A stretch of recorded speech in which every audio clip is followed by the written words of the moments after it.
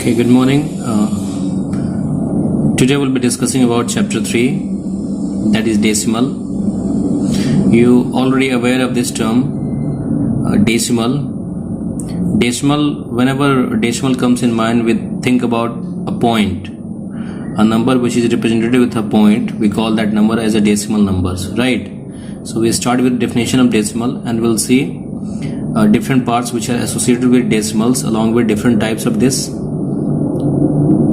decimals. Okay, so the definition of decimal tells that the number expressed in decimal form are called decimals. Okay, this is a simple definition. Any number which is expressed in decimal form, that is with points, are called as decimals. As you can see in this example, 6.8, 16.73, 7.364, 0.053, etc. all are decimals because they are represented with a point, and that point is known as decimal. Now, a decimal has two parts. One part that is lying on the right side of a decimal point, and second part is lying on the left side of a decimal point. Okay, so the part which is lying on the left side of a decimal point is called whole number part. That means in 6.8, 6 is a whole number part because it is lying onto the left side of this decimal point, and 8 is a decimal part, right? Because 8 is lying on the right side of a decimal point. So basically the decimal has two parts, that is whole number part and decimal part. And between these two parts we have a dot, that is called decimal point, right? Now the next topic is decimal places. Okay, the number of digits contained in the decimal part of the decimal gives the number of decimal places. This says that the number of digits which are onto the right side of this decimal point tells us about decimal places. As you can see in this example, 5.74. This 5.74 has two decimal places because number of digits on the left side of this decimal point are 2, that is 7 and 4. So you can call that this 5.74 has two decimal places. Similarly, 8.536 has three decimal places. That is because there are three digits on the left side, on the right side of this decimal point. Okay, so based on the number of digits on the right side of the decimal point, you can call the decimal places. Next is like decimal. Okay, decimal having the same number of decimal places are called like decimal. Those decimal numbers which have the same number of decimal places are called like decimal. As you can see in this example, 6.73, 8.05, 19.68 are all like decimal. That is because the number of decimal places in these decimal numbers are 2. Okay, so such conditions actually tells us about like decimals. The unlike decimal is just opposite of the like decimal. It means a decimal having different numbers of decimal places are called unlike decimals. As you can see in this example, 5.3, 8.64, 10.023 are unlike decimal because each of these decimal numbers are having different decimal places. In the first number we have one decimal place, in the second one we have two decimal places, in the third one we have three decimal places, right? So in order to convert unlike decimal into like decimal, you just have to include number of zeros, okay, to the extreme right of a decimal part. As you can see in this example, this 3.8 is having one decimal places, so this can be made into a two decimal places, even into three decimal places, just by including zeros on the extreme right of the decimal part. Okay, so that is how you can convert any unlike decimal into a like decimal, right? Okay, the next topic is how to compare two decimals. So in order to compare two decimals, we have to convert the given decimal into a like decimal. That is why making the decimal places equal in both the decimal numbers. That can be done by including 0 to the extreme right of the decimal places, right? That we discussed just before. Second step is to first compare the whole number part. We always compare the whole number part. Okay, So the decimal with the greater whole number part is always greater. If the whole number part, if you are comparing two whole number parts, and one whole number part is greater than the other, it means that decimal number associated with the greater whole number part is greater, obviously, right? So always after converting the decimal into a like decimal, you compare the whole number part, and if the whole number part are different, then there you get the answer. Okay, if not, then if the whole number part are equal, there may be lots of cases where whole number parts are equal. In that case, we compare the 10th digit of the decimal number. Okay, the 10th digit or 10th place is compared. The decimal with a bigger digit in the 10th place is greater.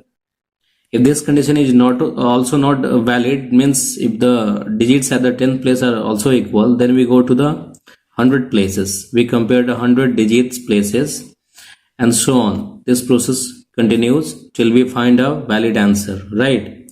So this is how you compare two decimal. As you can see in this example, write the following decimal in ascending order. To represent any decimal, any number in ascending order, you first have to compare those numbers. Without comparing, you don't know which one is smaller, which one is greater, right? So the first step is to convert the given decimal into a like decimal. We have just converted this. In this example, this decimal numbers has been converted into a like decimal just by making the decimal places equal. So in that condition, you have to first check that which number is having the highest decimal places. As you can see, in this number 0.658, the decimal places is high. It means it is 3. So in order to make all the decimals into a like decimal, we have to make the decimal places in all the decimal numbers to 3. Okay, and that can be done by including a zeros to the extreme right of the decimal part of the decimal number. So on converting this into a like decimal, this gives 5.740, this gives 6.030, this gives 0.800 actually, and this is already in like form, so no need of including any zeros. In this one we have included 2 extra zeros. Now you can easily compare. Always compare the whole number part. These are whole number parts. The number which is lying on the left side of this decimal point are called whole number part. So if you compare, you can easily find out which one is smaller, and since you have to arrange in ascending order, you will start with the smaller values. This is smaller, this is just greater, this is just greater, this is just greater, and this is the greatest one. Okay, now next is the method of converting a decimal into a fraction. How to convert a decimal into a fraction? There are few steps which are involved in the conversion of decimal into a fraction. First step is to write the given decimal without the decimal point as the numerator of the fraction. Okay, this is the first step. Second, in the denominator, write 1 followed by as many zeros as there are decimal places in the given decimal. And third one is to reduce the above fraction in the simplest form. We'll be able to understand this with an example. Let's take this example, 0.5. Now you have to convert this 0.5 into a decimal fraction. So what do you have to do? First you have to write the given decimal number without decimal point. So this is 0.5, but we have to write it without decimal point. I have written it in this example. It's been written 5. Okay, without decimal point. And in the denominator you have to take 1, you have to write 1, and based on the number of decimal places you have to include zeros. Okay, so you can see there is only 1 decimal places, so in the denominator there is 1 0 with 10. Okay, after that you just simplify it. You just convert this in simplest form or in the standard form. So on this simplifying this, you get 1 by 2, and this is the answer. Similarly, you'll have to use the same method. Okay, now next is converting a fraction into a decimal. Okay, in this you have to divide the numerator by denominator till a non-zero remainder is obtained. Put a decimal point in the dividend as well as quotient. Put a 0 on the right of the decimal places, a point in the dividend as well as on the right of the remainder. Now divide again just as we do in a whole number. Repeat steps 3 and 4 till the remainder is 0. Let's understand this with an example. Our first example is 27 by 4. Now what you have to do? You have to divide 27 by 4. You have to do the normal division. Okay, now in the beginning it will go 6 times, so this is 24. 27 minus 24 will give you 3, but 3 is smaller than 4. We can't divide 3. It means we have to include a point. we have to include a zero. To include a zero, okay, you need to include a point in the quotient. Okay, then this will go to, this will actually divide it 7 times. That results in 28. On subtracting we get 2, but 2 is still smaller than 4, so we'll have to include another 0 because there is a decimal. No need of including any zeros in the quotient. For a decimal you can take 1 zeros, but if you want to include 2 zeros, in that case you have to include 1 zero in the quotient. Okay, so you can see that 4 is able to divide 25 times, so this is the answer.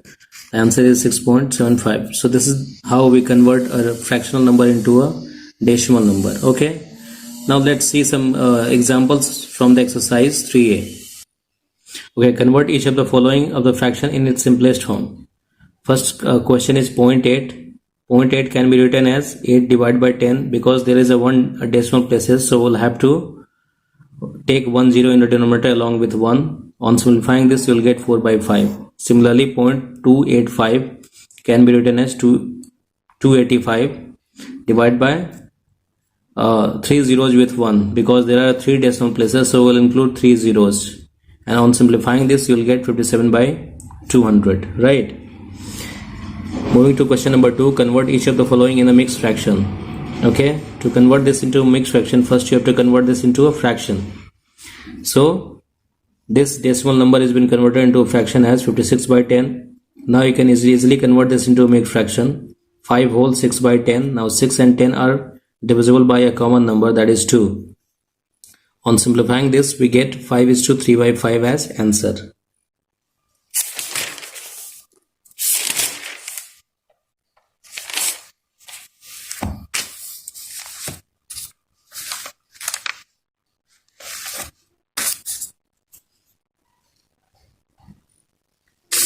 Next, convert each of the following in decimal.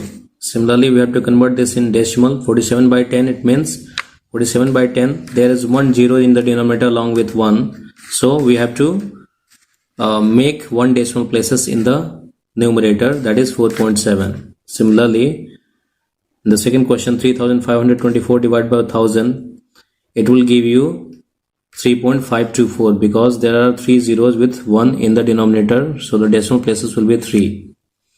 Now, moving to question number 3. Question number 3 is 25 by 8. Okay. Now, one thing I should make it clear that whenever there is denominator with 10, 100, 1000, 10,000, okay, 1 lakh, then division becomes very easy. You just have to include a decimal point in the numerator, right? That is why in order to make denominator with 10, 100 and 1000, I have just multiplied 8 by 125. Since you are multiplying 8 by 125, you have to multiply numerator by 125 also. Now you will say that why didn't I take any other number in order to make it 10 or 100? Why 1000? So there is a reason, because if you,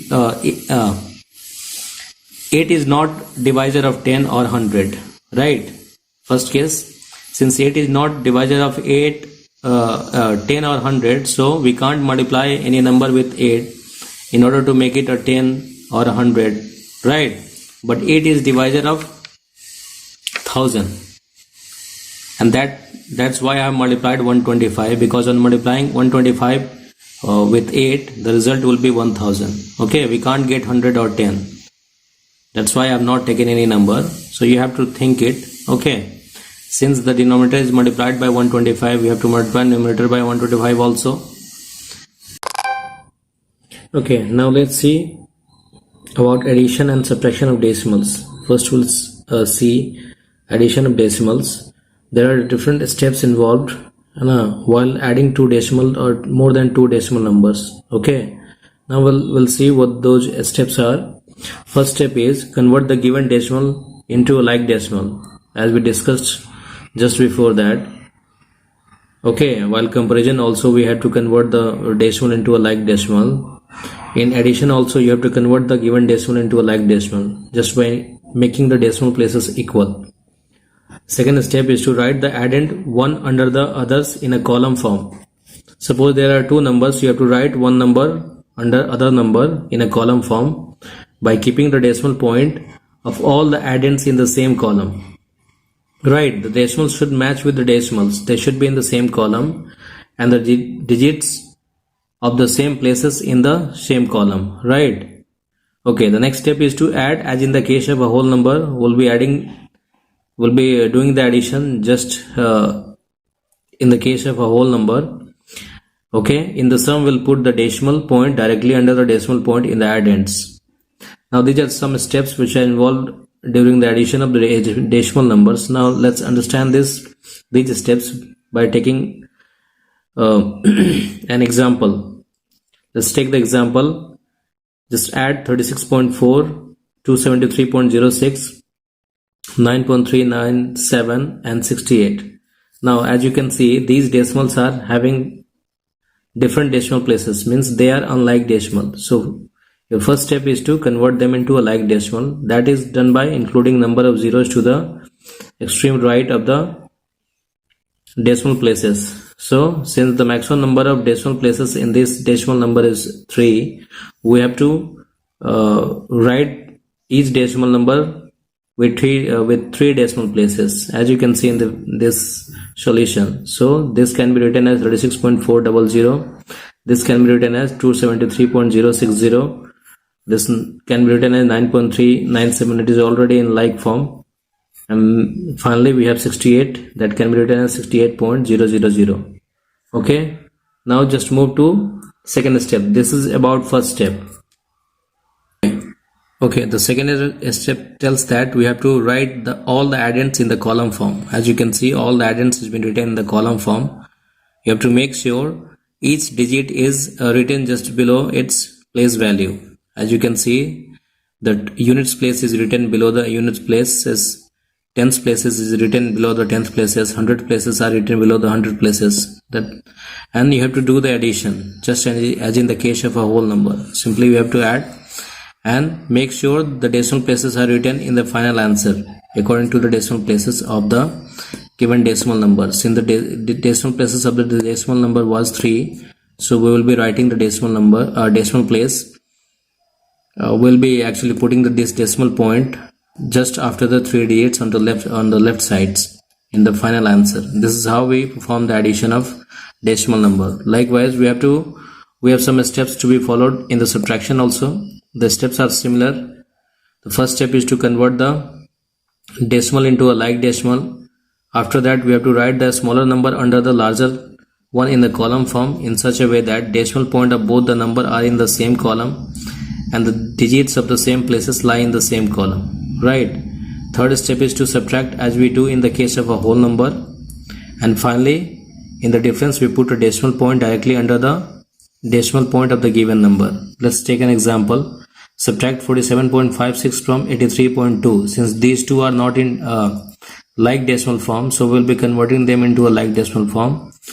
And after converting them into a like decimal form, we'll be writing the greater number or larger number above, and a smaller number will be written just below that larger number, and then we'll perform the subtraction as in the case of a whole number.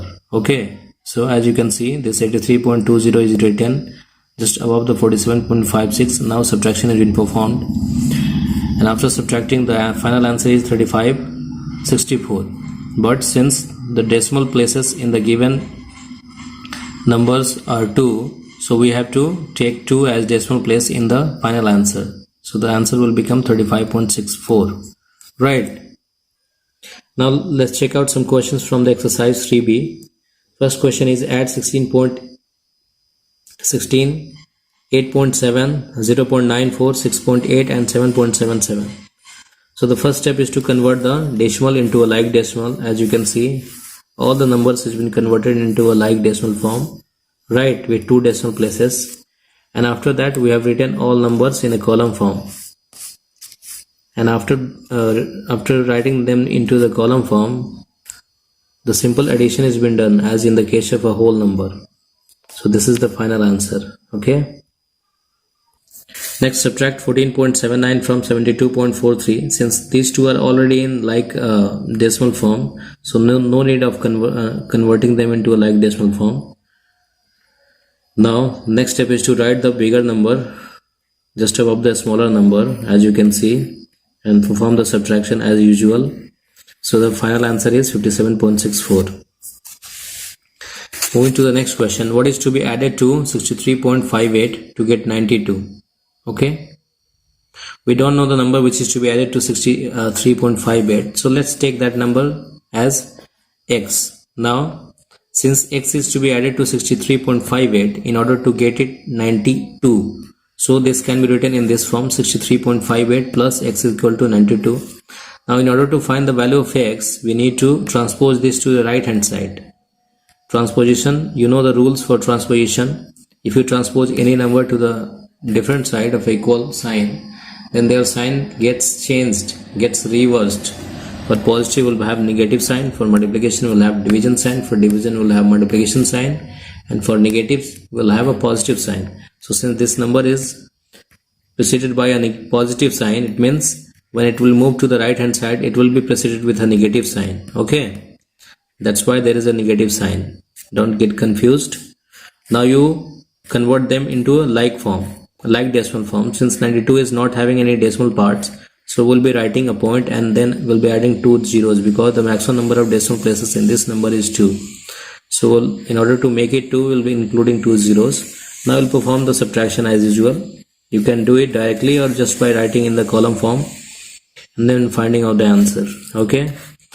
Next question 4 is, what is to be subtracted from 8.1 to get 0.813? Similarly, since we don't know the number that is to be subtracted, we'll take it as x. Now let the number to be subtracted is x. Therefore this can be written in this form. Okay, because that number is being subtracted. So next step is to 8.1 minus x equal to 0.813. Now as you can see, we have to find the value of x. It means this x is to be moved to the right hand side, then only the sign will change from negative to the positive. Okay, now I have taken this x to the right hand side, or I have transposed this x to the right hand side, then its value has been, then its sign has been changed to plus, and this 0.813 has been transposed to the left hand side. Okay, because the value has to be on the opposite side of this x, then only we'll be finding that value. So this gives 8.1 minus 0.813. So this can be written in like this also. 8 can be brought on the left hand side, and these two numbers can be brought on the right hand side. Okay, now this has been converted into a like decimal with 3 decimal places, and subtraction has been performed. Okay, now moving to another question. Rohit purchased a notebook for rupee 23.75 and a pencil for rupee 2.85 and also a pen for rupee 15.90. He gave a 50 rupee note to the shopkeeper. What amount did he get back? First of all, you have to find the total cost of the notebook, pen and pencil, and then that total cost will be subtracted from the 50 rupee. Okay, then only you will be able to find out what amount did he actually gets back from the shopkeeper. Okay, so first of all, in the solution we will start with cost of notebook, that is 23.75, cost of pencil is equal to 2.85 rupee, and cost of pen equal to 15.90 rupee. Now we have to add these three expenses to find out total expenses. So this results in 42.50 rupee. Okay, now the money that is given to the shopkeeper is 50 rupee. So the money returned to Rohit by the shopkeeper is equal to 50 rupee minus 42.50 rupee. Therefore on subtracting these two values, we'll get 7.50 rupee answer. So this was the amount that was returned by the shopkeeper to the Rohit. Okay.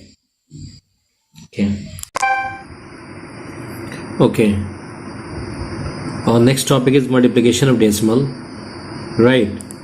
First we'll see multiplication of decimal by 10, 100, 1000 and any number with 1 and number of zeros. Right.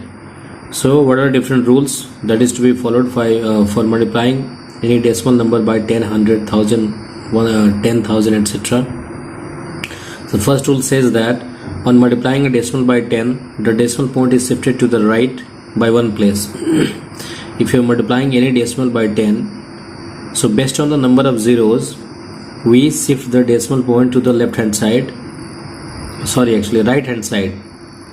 Okay, since 10 is having only one zero, so the decimal point will be shifted to the right hand side by one place. Similarly, on multiplying a decimal by 100, the decimal point is shifted to the right by two places because 100 is having two zeros. Similarly, on multiplying a decimal by 1000, the decimal point is shifted to the right by three places, and so on. Similarly, you can perform a multiplication by 10,000, multiplication by 1 lakh. So based on the number of zeros, you just have to shift the decimal point to the right sides. Okay, now let's see example based on these rules. First example is 67.24 multiplied by 10. Since we are multiplying this number by 10, what we'll do, we'll be shifting the decimal point to the right side by one place because 10 is having one zero. Similarly, 4.956 multiplied by 100 means we are shifting the decimal point to the right side by two places because 100 is having two zeros. The same way, 2.3748 multiplied by 1000 gives 2374.8 because decimal point is being shifted to the right side by three places because of the number of zeros. Okay. Next topic is multiplication of a decimal by a whole number. Suppose we have to multiply a decimal number by any whole number. In that condition, we have to use two different steps. First step is to multiply the decimal without the decimal point by the given whole number, and second, mark the decimal point in the product to have as many places of decimal as are there in the given decimal. Let's understand these two rules or steps using these two to three examples. First one is 5.43 multiplied by 5. Now in this we have to multiply, just forget about the decimal point. If you remove this decimal point, then this becomes 543. So multiply 543 by 15, that will give you 8145. Now since in 5.43 the decimal place was 2, so there will be two decimal places in the final answer. So we'll just put the decimal onto the left side of the two digits. Okay. Similarly, 327 multiplied by 12, that will give you 3924. And since the decimal place was 3 in the given question, we have to just make sure that the answer also has 3 decimal places. Similarly, 0.065 multiplied by 9 can be written as 65 multiplied by 9, that results in 585, and in the final answer the decimal places will be kept as 3. Okay, next topic is multiplication of a decimal by a decimal. Suppose we have to multiply two decimal number, then we have to follow these two steps. First step says that multiply the two decimal without the decimal point just like the whole numbers, and mark the decimal point in the product in such a way that the number of decimal places in the product is equal to the sum of the decimal places in the given decimal. It means that suppose you have to multiply two decimal numbers, so first we'll multiply the two numbers as it is without the decimal point just like in the case of the whole numbers, and after multiplying we have to count number of decimal places in both the numbers. That is, this number is having two decimal places and this one is having one decimal places, so total we have 3 decimal places. So that 3 decimal places will be in the answer. Okay, so we'll just make sure the answer has 3 decimal places. From the right to the left, we'll just count 3 digits and we'll put a decimal. Okay, this is how we perform a multiplication of decimal by a decimal number. Right, now let's check out some questions from the exercise 3C. First question is find the product, that is 73.92 multiplied by 10. Since 10 has 1 0, it means we are shifting this decimal place to the right side by one digit. So this will give you 739.2. Similarly, we can find out the product of these two, 0.032 multiplied by 10. This will give you 0.32. Okay. Now moving to the next question. A bus can cover 62.5 km in 1 hour. How much distance can it cover in 18 hours? This is a simple question. The distance covered by the bus in 1 hour is given as 62.5 kilometer. So we have to find out the distance covered by the bus in 18 hours. So all you have to do is to multiply 62.5 by 18 in order to find the distance covered by the bus in 18 hours. Okay, so this will be the statement. Since the distance covered by the bus in 1 hour is equal to 62.5 kilometer, therefore the distance covered by the bus in 18 hours is equal to 62.5 multiplied by 18. That results in 1125 kilometer. Okay. Now moving to the next question. A tin of oil weighs 16.8 kilometer. What is the weight of 45 such tins? Okay. In this question, the weight of one tin of oil is given, that is 16.8 kilometer. So since the weight of one tin of oil is given as 16.8 kilometer, therefore the weight of 45 tin of oil is equal to 45 multiplied by 16.8 kilogram. That results in 756 kilogram, right? Now moving to the division of decimal, let's check out when a decimal number is divided by 10, 100 and thousands. Then in that condition we have to follow some rules. The rule says that on dividing a decimal by 10, the decimal point is shifted to the left by one place. This is just opposite of the multiplication. In the multiplication we were just shifting the decimal to the right side. Here in the division we'll be shifting the decimal to the left side. So with division by 10, you have to shift the decimal to the left side by one place. On dividing a decimal by 100, the decimal point is shifted to the left by two places because 100 is having two zeros. Similarly, on dividing a decimal by 1000, the decimal point is shifted to the left by three places, and so on. Okay. As you can see in these examples, first is 16.8 divided by 10. Since it is being divided by 10, this decimal number is being divided by 10, means 10 is having one zero. So we will be shifting the decimal to the left side by one place. So the answer will be 1.68. Similarly, in this question, 236.4 divided by 100, it results in 2.364.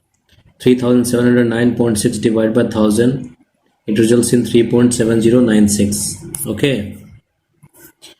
Now when we divide a decimal by a whole number, so in that condition we perform the division by considering the dividend as a whole number.